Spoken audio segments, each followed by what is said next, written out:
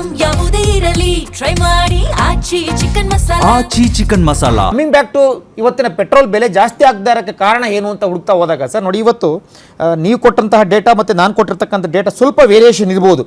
ಆದರೆ ನೋಡಿ, ಮೂಲ ಬೆಲೆ 58 ರೂಪಾಯಿ ಚಾರ್ಜ್ ಮಾಡ್ತಾರೆ ಮೂಲ ಬೆಲೆ. ಅದರೊಳಗಡೆ ಕೇಂದ್ರ ಸರ್ಕಾರ 11 ರೂಪಾಯಿ 90 ಪೈಸೆ ಚಾರ್ಜ್ ಹಾಕುತ್ತೆ ಸರ್ ಅದ್ರ ಮೇಲೆ, ಅಂದರೆ ಆ ಮೂಲ ಬೆಲೆ ಮೇಲೆ 55 ರೂಪಾಯಿ ಮೇಲೆ. ಇದಕ್ಕೆ ಮುಂಚೆ 29 ರೂಪಾಯಿ 99 ಪೈಸೆ ಚಾರ್ಜ್ ಮಾಡ್ತಿತ್ತು, 10 ರೂಪಾಯಿ ಕಡಿಮೆ ಮಾಡ್ದೋ. ಯಾಕೆ ಕಡಿಮೆ ಮಾಡ್ದೋ? ದೇಶ ಸಮಸ್ಯೆನಲ್ಲಿದೆ, ದೇಶದಲ್ಲಿ ಇವತ್ತು ಪ್ರಪಂಚದಲ್ಲಿ ಯುದ್ಧ ನಡೀತಾ ಇದೆ, ಆ ಕಾರಣಕ್ಕೋಸ್ಕರ ನಾವು 10 ರೂಪಾಯಿ ಕಡಿಮೆ ಮಾಡಬೇಕು ಅಂತೇಳಿ ನಾವು ಕಡಿಮೆ ಮಾಡ್ದೋ. ಎಕ್ಸೈಸ್ ಡ್ಯೂಟಿ, ಕೇಂದ್ರದ ಎಕ್ಸೈಸ್ ಡ್ಯೂಟಿ, ಡೀಲರ್ ಕಮಿಷನ್ 4 ರೂಪಾಯಿ ಸಮಥಿಂಗ್ 1 ಲೀಟರ್ಗೆ ಹೋಗುತ್ತೆ ಸರ್. ಕರ್ನಾಟಕ ಅತಿ ಹೆಚ್ಚು, ದೇಶದಲ್ಲೇ ಅತಿ ಹೆಚ್ಚು ಟ್ಯಾಕ್ಸ್ ಆಗ್ತಾ ಇದೆ, 27%. ಅಂದರೆ 2ನೇ ಸ್ಥಾನದಲ್ಲಿದೆ. ಮೊದಲನೇ ಸ್ಥಾನ 35% ತೆಲಂಗಾಣ ಹಾಕುತ್ತೆ ಸರ್. ಇವ್ರಿಗೆ ಇನ್ನೊಂದು ಹೇಳಿದ್ರು ನಮ್ಮ ಆರ್ ಅಶೋಕ್ ಅವ್ರು ಹೇಳ್ಬೇಕಾದ್ರೆ, ರಾಜ್ಯ ಸರ್ಕಾರಕ್ಕೆ ಯಾವ ರೀತಿ ಲಾಭ ಆಗುತ್ತೆ ಅಂತೇಳಿ. ಉದಾಹರಣೆಗೆ ಮೂಲ ಬೆಲೆ 58 ರೂಪಾಯಿ ಇರುತ್ತೆ ಸರ್. ಈ ಕಂಪನಿಗಳು ಆಟೋಮೆಟಿಕ್ ಆಗಿ ಮೂಲ ಬೆಲೆ 58 ರೂಪಾಯಿಂದ 60 ರೂಪಾಯಿ ಮಾಡಿಬಿಡ್ತಾರೆ ಅಥವಾ 61 ರೂಪಾಯಿ ಮಾಡ್ತಾರೆ. ಕ್ಯಾಲ್ಕುಲೇಷನ್ ಯಾವ ರೀತಿ ಆಗುತ್ತೆ ಅಂದರೆ, 58 ರೂಪಾಯಿಗೆ 27% ಇತ್ತಲ್ಲ, ಈಗ ಮೂಲ ಬೆಲೆ 61 ರೂಪಾಯಿ ಆದಾಗ ಅದ್ರ ಮೇಲೆ ಮತ್ತೆ 27% ಆಗುತ್ತೆ. ಆ 27% ಆದಾಗ 0.5 ಪೈಸನೋ 0 ಅಥವಾ 1 ರೂಪಾಯಿನೋ 80 ಪೈಸನೋ ಈ ರೀತಿ ರಾಜ್ಯ ಸರ್ಕಾರಕ್ಕೆ ಲಾಭ ಆಗುತ್ತೆ. ಬಟ್ ಕೇಂದ್ರ ಸರ್ಕಾರದ ಹಂಗಲ್ಲ, ಪರ್ಸೆಂಟೇಜ್ ಅಲ್ಲ, ಕಾನ್ಸ್ಟೆಂಟ್. ಆ ಕಾರಣಕ್ಕೋಸ್ಕರ ಬಿಜೆಪಿ ಅಧಿಕಾರದಲ್ಲಿ ಇರ್ತಕ್ಕಂಥ ರಾಜ್ಯಗಳಿಗೆ ಸ್ವತಃ ನರೇಂದ್ರ ಮೋದಿ ಅವರು ರಿಕ್ವೆಸ್ಟ್ ಮಾಡ್ಕೊಂಡಿದ್ದಾರೆ, ನೀವು ಸಹ ಏನೀಗ ಡೆಲ್ಲಿ ತೆಗೆದುಕೊಂಡ್ರೆ ಅಥವಾ ಬೇರೆ ಬೇರೆ ರಾಜ್ಯಗಳು ತೆಗೆದುಕೊಂಡ್ರೆ ಬಹಳ ಕಡಿಮೆ ಟ್ಯಾಕ್ಸ್ ಇದೆ ಸರ್.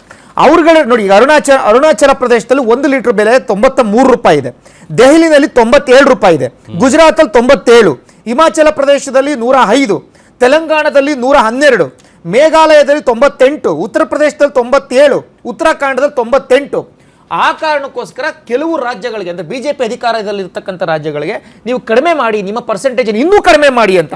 ಈಗ ಡೆಲ್ಲಿನಲ್ಲಿ 19% ಆಗ್ತಾರೆ ಸರ್, ಕರ್ನಾಟಕದಲ್ಲಿ 27% ಆಗ್ತಾರೆ, ಗೋವಾದಲ್ಲಿ 21%, ಹರಿಯಾಣ 18%, ಮಹಾರಾಷ್ಟ್ರ 25%, ತೆಲಂಗಾಣ 35%, ಕರ್ನಾಟಕ 27%, ಉತ್ತರ ಪ್ರದೇಶ 19%, ಉತ್ತರಾಖಂಡ 16%.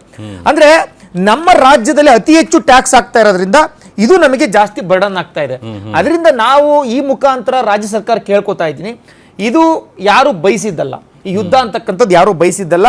ಈ ಯುದ್ಧ ಬಂದಿರತಕ್ಕಂಥದ್ದು ಇದೊಂದು ಅನಿಶ್ಚಿತತೆ, ಬರಬಾರ್ದಿತ್ತು, ಬಂದ್ಬಿಟ್ಟಿದೆ, ಇದನ್ನ ನಾವು ಬಯಸಿದ್ದಲ್ಲ. ಅದರಿಂದ ನೀವು ನಿಮ್ಮ ಪರ್ಸೆಂಟೇಜನ್ನು ಕಡಿಮೆ ಮಾಡ್ಕೊಳ್ಳಿ. 27% ಇರ್ತಕ್ಕಂಥದ್ದನ್ನು ನೀವು 25%, 24% ಕಡಿಮೆ ಮಾಡಿ ದೇಶ ಸಮಸ್ಯೆನಲ್ಲಿ ಇದ್ದಾಗ ಜನರ ಜೇಬಿಗೆ ಕತ್ತರಿ ಹಾಕೋದು ಬೇಡ. ನಾವು 10 ರೂಪಾಯಿ ಕಡಿಮೆ ಮಾಡಿದ್ದೀವಿ, ಕೇಂದ್ರ ಸರ್ಕಾರ 10 ರೂಪಾಯಿ ಕಡಿಮೆ ಮಾಡಿದ್ದೀವಿ, ಇಟ್ಸ್ ಅವರ್ ರೆಸ್ಪಾನ್ಸಿಬಿಲಿಟಿ ಅಂತೇಳಿ. ಯಾಕೆ ಅಂತಂದ್ರೆ ಸರ್, ಸುಮಾರು ನಾನು ಅವಾಗಲೇ ಹೇಳಿದೆ ನಿಮಗೆ, ಆಯಿಲ್ ಕಂಪನಿಗಳು, ಇಂಡಿಯನ್ ಆಯಿಲ್ ಕಾರ್ಪೊರೇಷನ್ ಯುದ್ಧ ಪ್ರಾರಂಭ ಆದಮೇಲೆ 15,000 ಕೋಟಿ ಲಾಸ್ ಆಗಿದೆ, ಭಾರತ್ ಪೆಟ್ರೋಲಿಯಂ 8,500 ಕೋಟಿ ಲಾಸ್ ಆಗಿದೆ, ಹಿಂದೂಸ್ತಾನ್ ಪೆಟ್ರೋಲಿಯಂ 7,500 ಕೋಟಿ ಲಾಸ್ ಆಗಿದೆ. ಲಾಸ್ ಆಗಿದ್ರು ಸಹ ಅವರು ಪೆಟ್ರೋಲ್ ಬೆಲೆ ಜಾಸ್ತಿ ಮಾಡಬೇಕಾಗುತ್ತೆ, ಅವ್ರು ಲಾಸ್ನಲ್ಲಿ ನಡೆಸ್ತಾ ಇದ್ರು, ಜಾಸ್ತಿ ಮಾಡ್ತಾ ಇದ್ದಾರೆ ಸರ್. ಅದರಿಂದ ನಾನು ರಾಜ್ಯ ಸರ್ಕಾರ ಕೇಳ್ಕೊತಾ ಇದ್ದೀನಿ, ದಯಮಾಡಿ ನೀವು ಒಂದು 5ರಿಂದ 10% ಕಡಿಮೆ ಮಾಡಿ. 1 ಲೀಟ್ರ್ ಬೆಲೆ ಇವಾಗ ಏನು 108 ರೂಪಾಯಿ 109 ರೂಪಾಯಿ ಇದೆಯೋ, ಒಂದು 100 ರೂಪಾಯಿ ಆಗ್ಬೋದು, ಆಗ ಭಾಳ ಲಾಭ ಆಗುತ್ತೆ ಜನಗಳ, ಕರ್ನಾಟಕ ಜನತೆಗೆ ಅಂತ ನಾನು ಕೇಳ್ಕೊತಾ ಇದ್ದೀನಿ ಸರ್. ನಿಮ್ಗೆ ಅವಾಗಲೇ ಹೇಳಿದೆ ನೋಡಿ, ರೇಟ್ ಪರ್ಸೆಂಟೇಜ್ ವೈಸ್ ಹೋದಾಗ ಇವತ್ತು ಮಯಮ್ನಾರಲ್ಲಿ 89% ಜಾಸ್ತಿ ಆಗಿದೆ ಪೆಟ್ರೋಲ್, ಮಲೇಷ್ಯಾದಲ್ಲಿ 56%, ಪಾಕಿಸ್ತಾನದಲ್ಲಿ 54%, UAE ಸರ್ ಸ್ವತಃ ಪೆಟ್ರೋಲಿಯಂ ಉತ್ಪಾದನೆ ಮಾಡುತ್ತೆ, ಅಲ್ಲಿ 52%, ಅಮೆರಿಕ ಅವರು ಸಹ ಸ್ವತಃ ಪೆಟ್ರೋಲಿಯಂ ಉತ್ಪಾದನೆ ಮಾಡ್ತಾರೆ 44%, ಫಿಲಿಪೈನ್ಸ್ 40%, ಈ ರೀತಿ ದೇಶಗಳು, ಚೀನಾ 21%, UK 19%, ಆಸ್ಟ್ರೇಲಿಯಾ 18%. ಈಗ ನೀವು ಹೇಳ್ತೀರಾ ರಾಜ್ಯ ಸರ್ಕಾರ ಮಾಡಬೇಕು ಅಂತ ಹೇಳ್ತಿದ್ದೀರಿ. ಭಾರತ 3% ಜಾಸ್ತಿ, ಭಾರತದಲ್ಲಿ ಕೇವಲ 3% ಜಾಸ್ತಿ ಆಗಿರ್ತಕ್ಕಂಥದ್ದು. ಇಡೀ ಪ್ರಪಂಚದ ನಾವು ಲಿಸ್ಟ್ ತೆಗೆದುಕೊಂಡ್ಬಿಟ್ರೆ ನಾವು ಅತಿ ಕಡಿಮೆ ಬೆಲೆ ಪೆಟ್ರೋಲ್ ಜಾಸ್ತಿ ಆಗಿರ್ತಕ್ಕಂಥದ್ದು ಭಾರತ. ನಾನು ಯಾಕೆ ಕೇಳ್ಕೊತಾ ಇದ್ದೀನಿ ಕರ್ನಾಟಕನ ಅಂತಂದ್ರೆ, ಫಸ್ಟ್ ಮೊದಲನೇ ಪ್ಲೇಸ್ 35% ಚಾರ್ಜ್ ಮಾಡ್ತೀರಿ ನೀವು, ಅದ್ರ 2ನೇ ಪ್ಲೇಸ್ ಕರ್ನಾಟಕ 27% ಚಾರ್ಜ್ ಮಾಡ್ತೀರಿ. ಅದರಿಂದ ನೀವು ದಯಮಾಡಿ ಒಂದು 5ರಿಂದ 6% ಕಡಿಮೆ ಮಾಡಿದ್ರೆ ಕರ್ನಾಟಕ ಜನತೆಗೆ ಲಾಭ ಆಗ್ಬೋದು ಅಂತ ಮಾತನಾಡ್ತೀನಿ. ಇನ್ನು ನಮ್ಮ ಕಾರ್ಯಕ್ರಮದಲ್ಲಿ ಚಿಂತಕಿಯಾದಂಥ ಸುಮಾ ಕಿರಣ್ ಅವರು ಕೂಡ ಜಾಯ್ನ್ ಆಗಿದ್ದಾರೆ. ಮೇಡಮ್, ನಿಮಗೂ ಕೂಡ ಕಾರ್ಯಕ್ರಮಕ್ಕೆ ಸ್ವಾಗತ. ಹಾಗೆ ರೈತ ಮುಖಂಡರಾದಂಥ ರಘು ಅವರು ಕೂಡ ಜಾಯ್ನ್ ಆಗಿದ್ದಾರೆ. ಸರ್, ನಿಮಗೂ ಕೂಡ ಸ್ವಾಗತ ಕಾರ್ಯಕ್ರಮಕ್ಕೆ. ರಘು ಅವರೇ, ನಾನು ಮೊದಲಿಗೆ ನಿಮಗೆ ಕೇಳೋದಕ್ಕೆ ಬಯಸೋದು, ಈಗ ಒಂದು ಕಡೆ ಮಾನ್ಸೂನ್ ಶುರು ಆಗ್ತಾ ಇದೆ, ಈಗ ಇನ್ನೇನು ನೆಕ್ಸ್ಟ್ ವೀಕಿಂದ. ಅದರಲ್ಲಿ ಈಗ ರಸಗೊಬ್ಬರದ ವಿಚಾರಕ್ಕೆ ಸಿಕ್ಕಾಪಟ್ಟೆ ತೊಂದರೆ ಆಗ್ತಾ ಇದೆ, ರೈತರು ಪರದಾಡ್ತಾ ಇದ್ದಾರೆ. ಆಕ್ಚುಲ್ ಆಗಿ ಏನು ಸಮಸ್ಯೆ ಆಗ್ತಾ ಇದೆ? ಈಗ ಏನು ಪೆಟ್ರೋಲಿಯಂ ಉತ್ಪನ್ನಗಳ ಮೇಲೆ ಡಿಪೆಂಡ್ ಆಗಿರ್ತಕ್ಕಂಥ ರಸಗೊಬ್ಬರಗಳು, ಅದ್ರ ಜೊತೆಗೆ ಟ್ರಾನ್ಸ್ಪೋರ್ಟಿಂಗ್, ಆಮೇಲೆ ಏನು ರಫ್ತಾಗೋದು ಏನು ಯಾವಾಗ್ಲೂ ಅಷ್ಟೇ ಈ ರಸಗೊಬ್ಬರ ನಾವು ಮೊದಲಿಂದ ಡಿಪೆಂಡ್ ಅಪಾನ್ ಬೇರೆ ದೇಶದಿಂದ ರಫ್ತು ಮಾಡ್ಕೊಳ್ಳೋದು ಆಮದು ರಫ್ತು ಮಾಡ್ಕೊಳ್ಳೋದೇ ಕೆಲಸ. ಅದು ಅದೊಂದು ಕಾರಣ ಯಾವಾಗಲೂ ಶಾರ್ಟೇಜ್ ಇರ್ತಾ ಇತ್ತು. ಇವಾಗ ಎಕ್ಸ್ಟ್ರಾ ಒಂದು ರೀಸನ್ ಸಿಕ್ಕಿದೆ. ಇದು ಕೂಡ ಒಂದು ಯುದ್ಧದ ಒಂದು BTA ಪ್ಲಸ್ ಟ್ರಾನ್ಸ್ಪೋರ್ಟಿಂಗ್ ಅಲ್ಲಿ ಸಮಸ್ಯೆ ಆಗ್ತಾ ಇದೆ. ಇದಕ್ಕೆ ಸೊಲ್ಯೂಷನ್ ಆಕ್ಚುಲಿ ಯಾವಾಗ್ಲೂ ಪರ್ಮನೆಂಟ್ ಸೊಲ್ಯೂಷನ್ ಅಂತೂ ಇಲ್ಲ. ಪರ್ಮನೆಂಟ್ ಸೊಲ್ಯೂಷನ್ ನಾವು ಏನು ದೇಶದಲ್ಲಿ ಕೃಷಿ ವಿಚಾರದಲ್ಲಿ ಚೇಂಜ್ ಮಾಡ್ಕೊಳ್ಬೇಕಾದ ಅವಶ್ಯಕತೆ ಹೊರತು ಡಿಪೆಂಡ್ ಅಪಾನ್ ಆಗಿದಾಗ ನಾವು ಪ್ರತಿಯೊಂದು ಯಾವ ರೀತಿ ಪೆಟ್ರೋಲ್ ಡೀಸೆಲ್ ಆಗಿ ನಾವು ಡಿಪೆಂಡ್ ಆಗಿದ್ದೀವಿ ಬೇರೆ ದೇಶಗಳನ್ನ, ಅದೇ ರೀತಿ ರಸಗೊಬ್ಬರಗಳು ಕೂಡ ನಾವು ಏನು ಆರ್ಗ್ಯಾನಿಕ್ ಗೊಬ್ಬರ ಬಿಟ್ಬಿಟ್ಟು ಏನು ನಾವು ಬೇಸಾಯ ಬಳಸ್ತೀವಿ, ಮುಟ್ಟೆ ಬೇಸಾಯ, ಇದನ್ನ ನಾವು ಬೇರೆ ದೇಶದಿಂದನೇ ಡಿಪೆಂಡ್ ಆಗಿದ್ದೀವಿ. ಅದಕ್ಕೆ ನಮ್ದು ತಪ್ಪಿದ್ದಲ್ಲ, ಇದೆಲ್ಲ ಕಷ್ಟ ಬರೋ ವರ್ಷಕ್ಕೆ ಎಫೆಕ್ಟ್ ಆಗುತ್ತೆ. ಇವತ್ತು ಏನು ಕಷ್ಟ ಪಡ್ತಾ ಇದೀವಿ, ನಮ್ಮ ಹತ್ರ ಹೋದಷ್ಟು ಸ್ವಲ್ಪ ಸ್ಟಾಕ್ ಇರ್ಬೋದು, ಇರ್ತಿದೆ. ಆದ್ರೆ ಮುಂದಿನ ಒಂದು ಏನು ಪ್ರೊಡಕ್ಷನ್ ಇದೆ ಅದ್ರ ಮೇಲೆ ನೇರ ಪ್ರಭಾವ ಬೀರ್ತದೆ. ಇದು ಒಂದು. ಆಮೇಲೆ ರಾಜಕೀಯ ಪಕ್ಷಗಳು ಅವ್ರ ಮೇಲೆ ಇವ್ರ ಮೇಲೆ ವಾಗ್ದಾಳಿ ಮಾಡ್ಕೊಂಡು ಅವರಿಂದ ಆಯ್ತು ಇವರಿಂದ ಆಯ್ತು ಅನ್ನೋದಲ್ಲ. ಇವರೆಲ್ಲರೂ ಒಂದೇ ಧೋನಿಲಿ ಹೋಗ್ತಾ ಇರ್ತಕ್ಕಂಥವ್ರು. ವ್ಯಕ್ತಿ ಪೂಜೆಯಿಂದ ಒಬ್ಬರ ಮೇಲೆ ಒಬ್ರು ಅಲಿಗೇಷನ್ ಮಾಡ್ಕೊಳ್ಳೋದ್ರಿಂದ ಇದು ನಮ್ಮ ಒಂದು ಸ್ಥಳೀಯವಾಗಿ ಕೂಡ ಆಡಳಿತ ಮಾಡೋಂಥ ಸಂಸ್ಥೆಗಳು, ಒಂದು ಸರ್ಕಾರ ಕೂಡ ಇದ್ರ ಬಗ್ಗೆ ಗಂಭೀರವಾಗಿ ಆಲೋಚನೆ ಮಾಡಬೇಕು. ಏನೋ ಗೊಬ್ಬರದ ಮೇಲೆ ಡಿಪೆಂಡ್ ಆಗಿರ್ತಕ್ಕಂಥ ಸಾಮಾನ್ಯ ಮ್ಯಾಕ್ಸಿಮಮ್ ಏನೋ ಪೆಟ್ರೋಲ್ ಡೀಸೆಲ್ ಬಗ್ಗೆ ಟ್ರಾನ್ಸ್ಪೋರ್ಟಿಂಗ್ ಹೆಂಗಿದೆಯೋ ಅದೇ ರೀತಿ ಗೊಬ್ಬರ ಕೂಡ ರೈತರ ಇವತ್ತು ಏನು ಬಿತ್ತನೆ ಸಮಯದಲ್ಲಿ ಅಥವಾ ಅದೊಂದು ಒಂದು ಒಂದು ಮಟ್ಟಕ್ಕೆ ಬೆಳೆದ ಮೇಲೆ ಯೂರಿಯಾ ಮತ್ತೆ ತಕ್ಕನಾದ ಒಂದು ಗೊಬ್ಬರ ಸಿಕ್ಲಿಲ್ಲ ಅಂದ್ರೆ ಪ್ರೊಡಕ್ಷನ್ ಅಲ್ಲಿ ತುಂಬಾ ವ್ಯತ್ಯಾಸ ಆಗ್ತಿದೆ.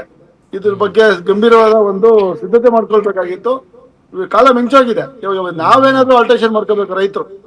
ಅಲ್ಲ ರಘು ಸರ್, ಈಗ ರಸಗೊಬ್ಬರ ಮತ್ತೆ ಬಿತ್ತನೆ ಬೀಜ ಇದೆಲ್ಲ ಸಿಗ್ತಾ ಇದೆಯಾ? ಬಿಕಾಸ್ ಈಗ ಕೃಷಿ ಸಚಿವರು ಹೇಳ್ತಾ ಇದ್ರು ಆ ಥರದ್ದು ಯಾವುದೇ ಸಮಸ್ಯೆ ಇಲ್ಲ, ನಮ್ಮ ಹತ್ರ ಎಲ್ಲ ಸ್ಟಾಕ್ ಇದೆ, ನಾವು ಯಾವುದೇ ತೊಂದರೆ ಆಗದಿರೋ ಥರ ಕೊಡ್ತೀವಿ ಅಂತ. ಬಟ್ ಎಕ್ಸಾಕ್ಟ್ ಆಗಿ ಅದೆಲ್ಲ ಸಿಗ್ತಿದ್ಯಾ? ಆ ಥರದ್ದೇನು ತೊಂದರೆ ಇಲ್ವಾ ಹಂಗಾದ್ರೆ?